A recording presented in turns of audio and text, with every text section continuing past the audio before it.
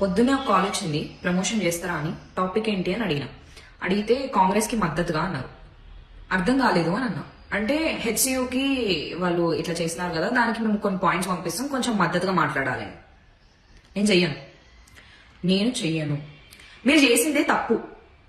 నేను పార్టీలకు యాంటీ కాదు, కానీ మీరు చేసింది చాలా పెద్ద తప్పు. మళ్ళీ దానికి మద్దతు పలకడం ఏంది?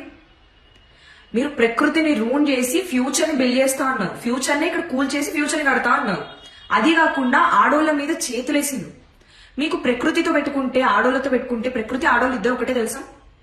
రెండింటినీ మీరు ఏదైతే చేయకూడదో అంతకంటే పెద్ద తప్పు చేసిండ్రు. మళ్ళీ మీకు మద్దతుగా మాట్లాడడం ఏంది? డబ్బులు ఇచ్చి మాట్లాడిపించుకోవడం ఏంది? ఏ ఇన్ఫ్లుయెన్సర్స్ అయితే ఇప్పుడు చేస్తారో, I don't know about them, maybe వాళ్ళు చేస్తారో చేయరో నాకు తెలియదు, కానీ మీరు చేస్తే గనక దానంత దరిద్రం ఇంకొకటి ఉండదు.